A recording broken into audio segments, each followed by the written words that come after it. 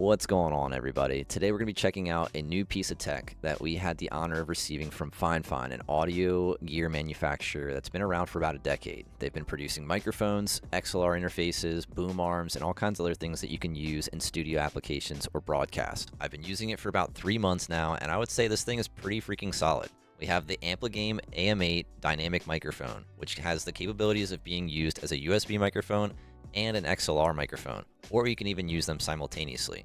It's a pretty good looking microphone, as well as it has great performance. It's a great bang for your buck, and overall just a good quality piece of equipment.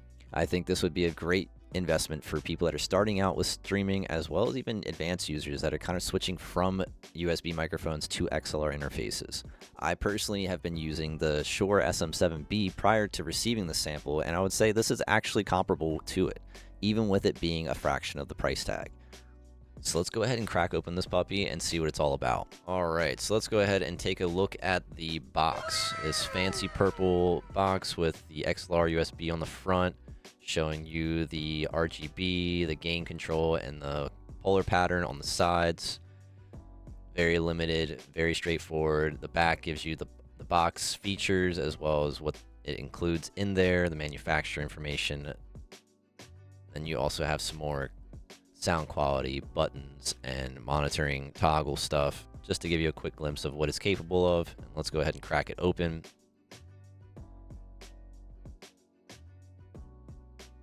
But the first thing you see here is the stand. Here is a plastic piece with a 5/8 threading on it and a rubberized bottom so it doesn't slide. This is just for you users that are going to be using a desktop application. I definitely recommend this microphone on a boom arm. This piece did not get utilized for me. It stayed pretty much in the box. Then as you move the foam over it, you'll see that there's a USB-C to C cable with a USB 2.0 adapter so that you can plug it into your regular standard ports. Nothing too crazy, but shout out to them for having the Velcro piece to hold the cable together, because I love that stuff for cable management. Last but not least, we have the actual microphone itself that's sitting on a metal stand. You have your gain adjustment and your monitoring adjustment knobs on the front, as well as your color control. On the bottom here, you have your XLR, USB-C, and your monitoring jack, 3.5 millimeter. You have your mute button. You have some side adjustment pieces, so you can either take it off the stand or just loosen it to adjust it. And then you will see that it's pretty sturdy, but you can move it with just a finger, so it's nothing too strong. You can take the pop filter right off. It's not to the point that it falls off, but still nice, easily removable with a metal enclosure for the actual microphone itself. Pop filter is pretty thick, and that's pretty much it. Only other thing left is the handy dandy manual that so many of you guys will be reading word for word, I'm sure. I personally skipped over this step, but it is nice, straightforward, and isn't full of jargon that you don't need. It is very useful if you need to go back and refer how to set it up and such. I had no problems without using it, so I think you guys will be more than capable of doing it. But if you need it, it's there. And that's pretty much everything that it has.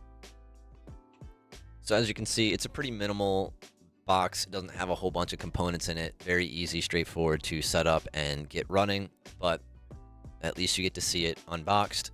We are going to dive deeper into the design of it, because I really do love the design of this microphone. It's really nice looking. So let's zoom in and check out the smaller details. This microphone truly does give you a premium feel, even though it is a plastic housing. I chose the white silhouette over the pink and black models, as it seems to blend well with my setup and has a great aesthetic. It's kind of a textured finish to the product, so it gives a rough aluminum feel to it.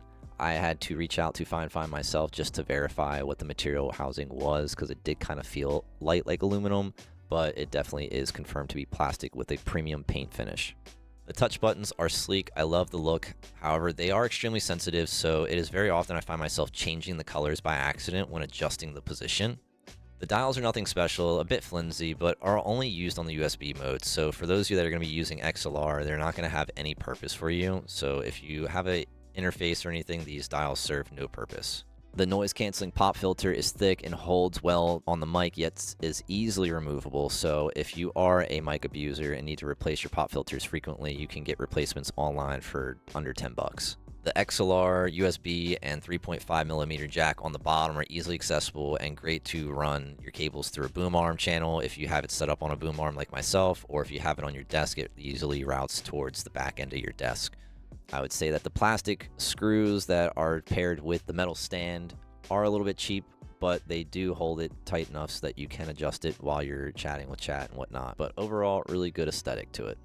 So now that you guys have seen it up close and personal, you've seen all the details and the unboxing, everything, now let's kind of talk about my experience over the past 3 months with this microphone. I personally have been using it as an XLR microphone. I have it plugged into a Go XLR interface that I'm able to EQ and kind of filter out most of the background sound. Even though that I have like a pretty heavy EQ on it set up because I have a little bit of a more noisy environment, I'm still having to find myself within 3 to 4 inches of the microphone and still hearing kind of like a lot of the desktop sounds, even with it being on a boom arm. So most of the time you're going to hear a lot of me fidgeting like on stream with the boom arm itself.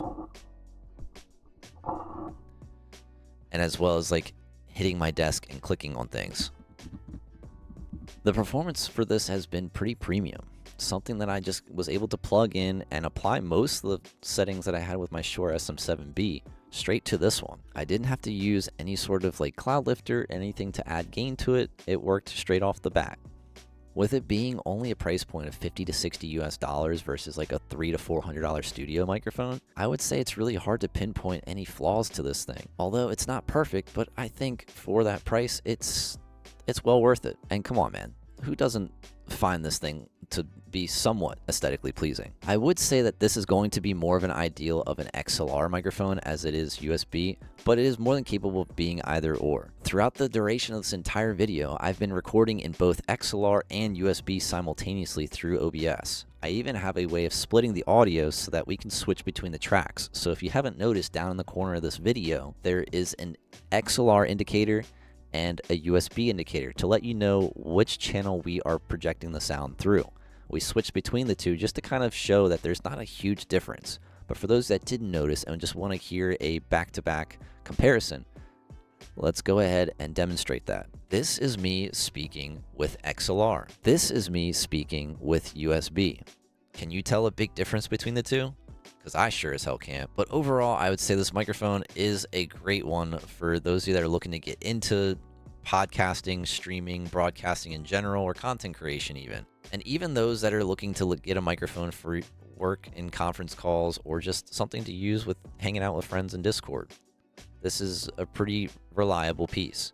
If you're looking to get more information about it, definitely go check out the description. I'm going to have all the links there with the information, especially for those of you audiophiles out there that want to see the more tech stuff. But now that you guys have heard my take and seen everything, what do you think about it?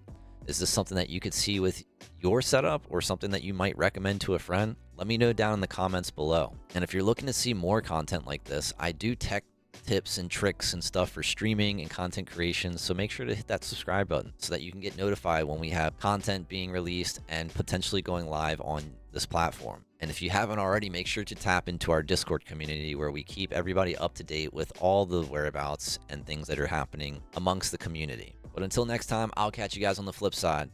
Peace!